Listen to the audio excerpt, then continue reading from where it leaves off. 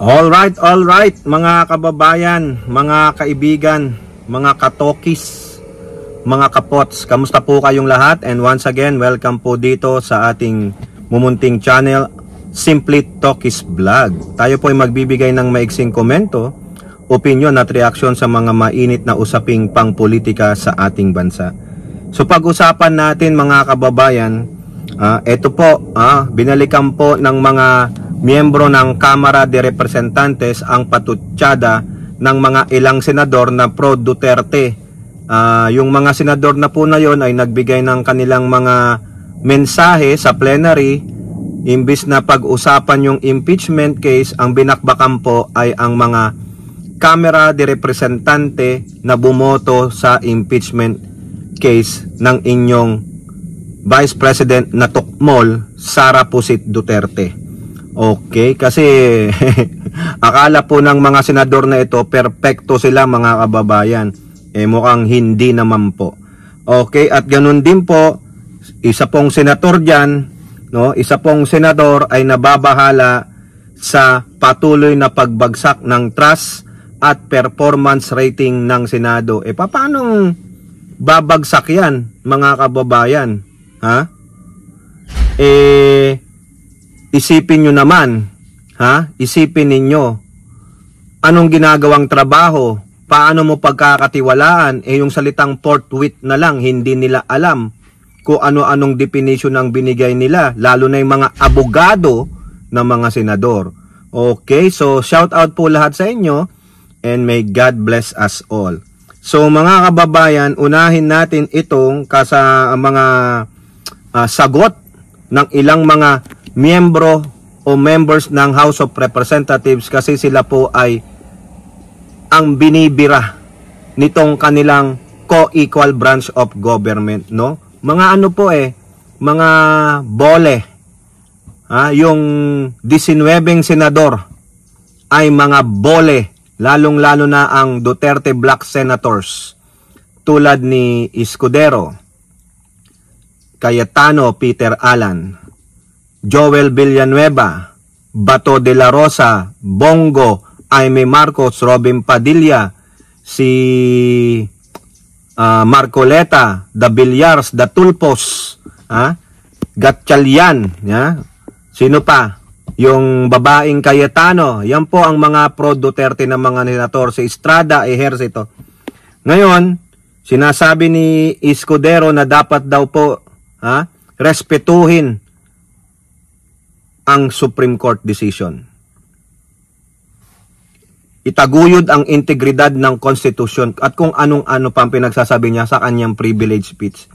Ngayon po mga kababayan, sinagot sila dyan ng mga ilang miyembro ng Kamara de Representantes. Dito po sa ulat ng politiko, pati ruling sa ICC dapat. Senate urged to respect Supreme Court not only when politically convenient. Correct.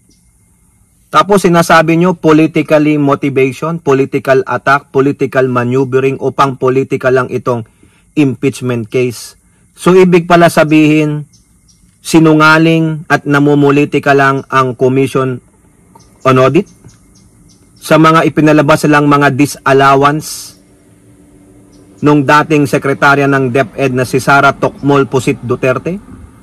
Yung mga disallowances niya, saan niya ginamit ang CIF, yung mishandling niya ng pondo, yung panunuhol, yung pagkukuha ng mga report na mga peke-peking report, yung 15 million na ibinigay di umano sa AFP seminars, wala naman pala, tas nanghingi ng letter, yung mga acknowledgement receipts, yung paglustay ng pondo sa mga safe houses daw di umano na nagkakahalaga ng 1 milyon sa loob ng 4 na araw. 1 milyon sa loob ng 4 na araw. Ang galing, di ba? Saan kayo nag-safe house? Sa Forbes Park?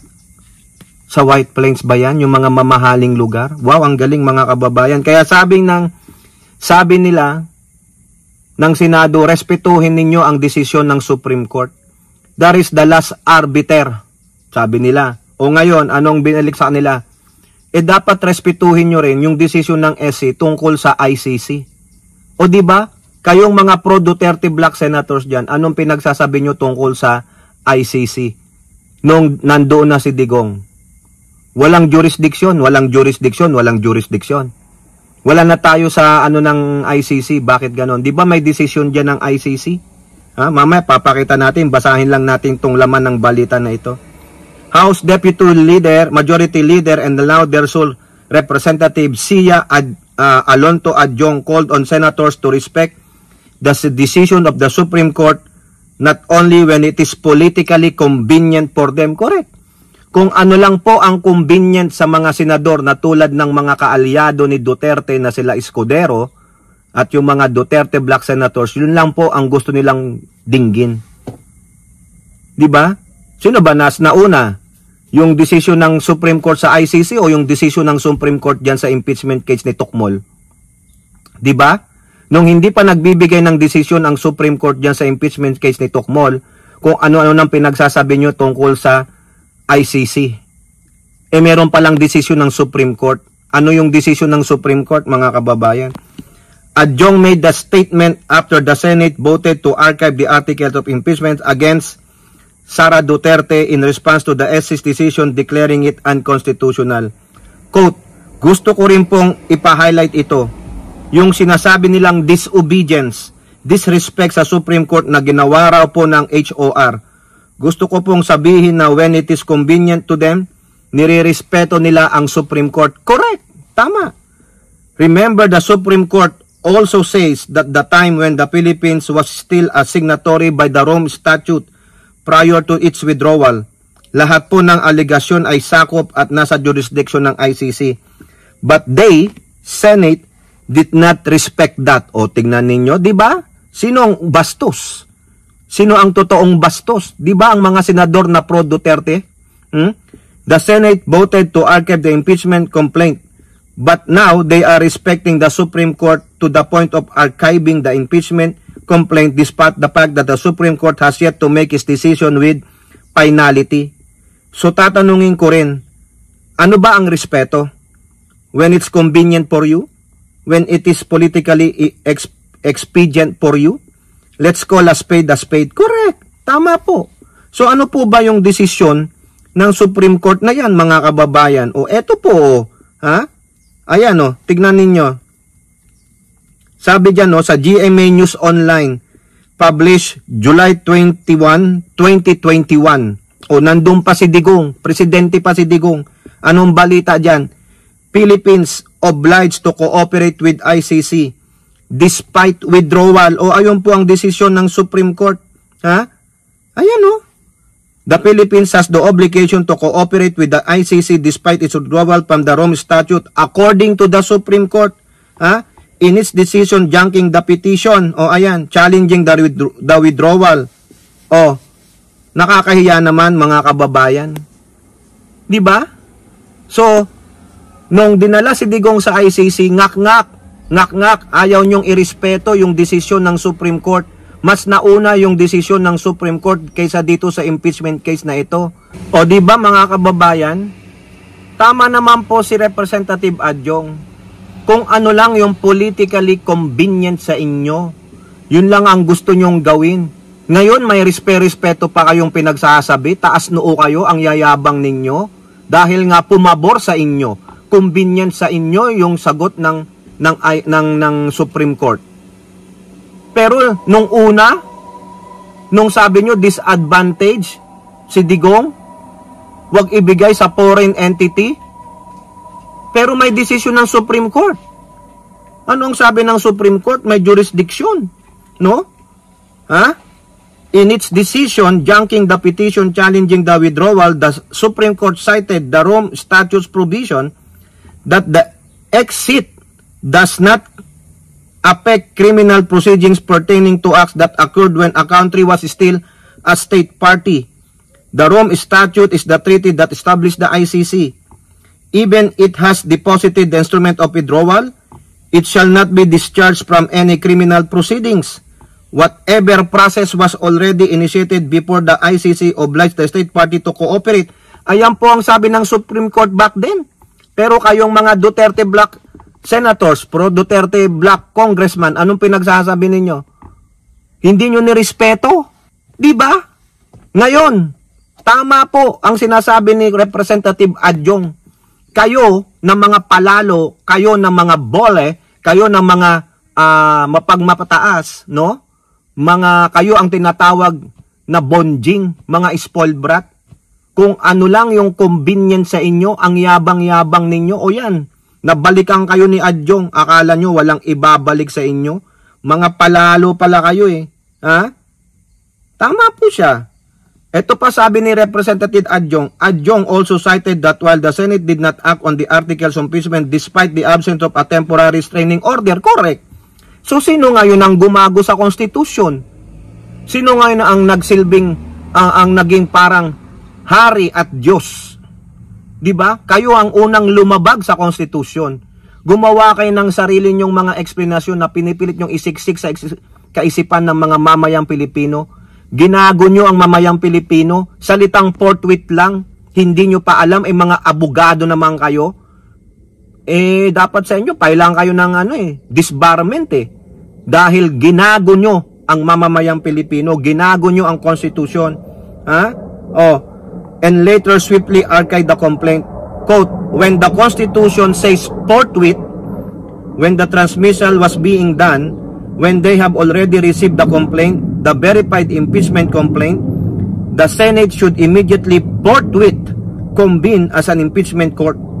It is also in a very opposite contrast if you compare that to what happened yesterday nung sa kanilang plenary, when they swiftly acted to archive the impeachment despite the fact that there is no definite judicial conclusion because there is still a pending MR. Oo nga Kaya iisipin mo ngayon, they are trying to influence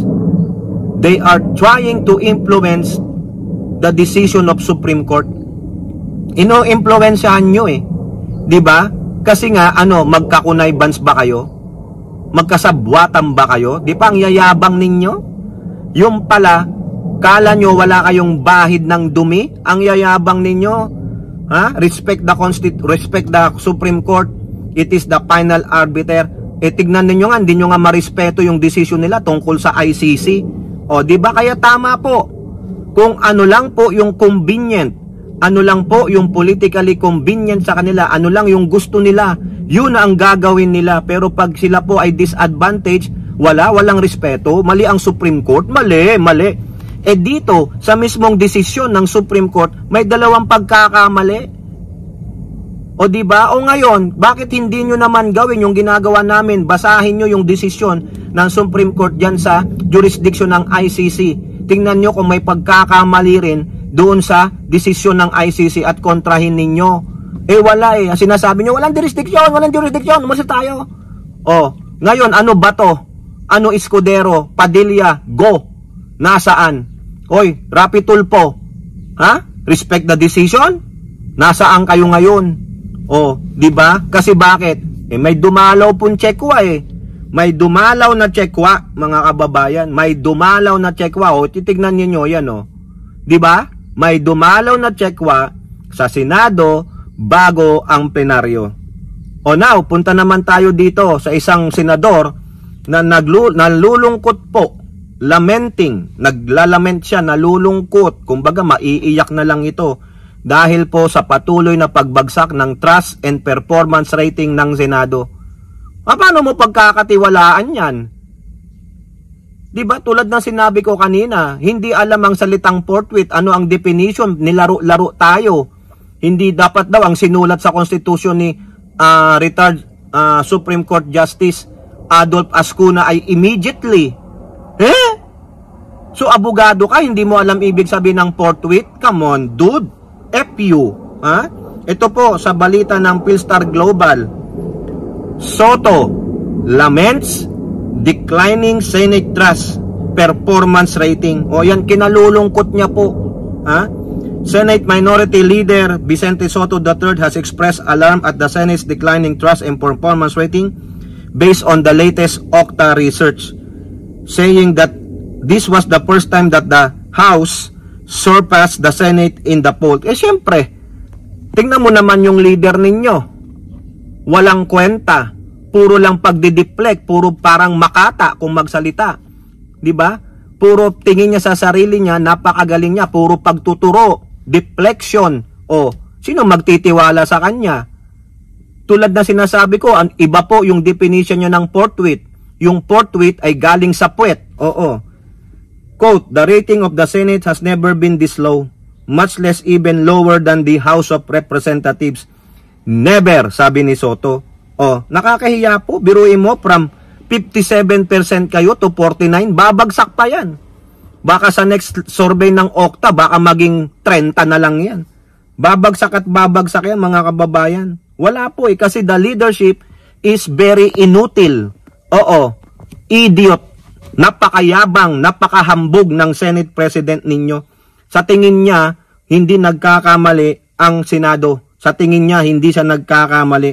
Ha? Nakakahiya po. Bakit ang House tumaas? Kasi nagtrabaho po Ipinasa nila lahat yung LEDAC bills ng Pangulo. Ang Senado, anong tinapos? P7 out of 20. Biruin mo yan, sa 19th Congress, 20 ang LEDAC bill. Sila yan, Legislative, Executive Development Agenda. Parang ganun po yung LEDAC na yan. Lahat ng priority project ng Pangulo gagawa ng bills para maging legal, maging batas, no? At hindi moro-moro lang. Kaso sa House, nirigudon po nila yan. Talagang they burn the midnight oil. Ha? Sa Senado, wala. Puro hearing dito, hearing doon, walang ginawa. Paano hindi babagsak? Nakakaya. Kaya mas mataas ang ratings ngayon ng House. Ano ang sabi dito ni Janet Garin ng Iloilo Representative? Ha? Si Imberga, si Madrona, si Yansuan at Tingog Party List Asidre all credited the rise in public confidence to the House leadership. Correct. You don't get an 8-point jump in trust by chance. That happens when you have a speaker who knows where the country should go and gets the job done. Correct. Tama po yan. Nag-a-agree po ako. Kaya Soto, good luck. Mukhang hanggang 2028 yan si Escudero kasi hindi rin pinakikialaman ng palasyo. No? Mukhang hinahayaan lang si Escudero kasi ano po, may kaibigan ni FL Lisa Sabi nga nila, what makes your wife happy? Patay na. Wala na. Kaya mukhang malakas ang kontrol Malakas ang kontrol ng kaibigan ng hari ng Senado. So, besi-besi sila. Kaya walang magagawa ang Pangulo Wala Okay, so good luck na lang sa'yo, Soto, no? Baka sa 2028, tanggal na yan, wala na yan. Baka ikaw naman, ang susunod na Senate President. Mag-antay na lang ng 3 taon. Nakapag-antay ka naman ng 3 taon, di ba? Kayo po, ano pong yung masasabi? Comment down below and don't forget to like and share. Hope to see you all in the next videos. Bye-bye. God bless.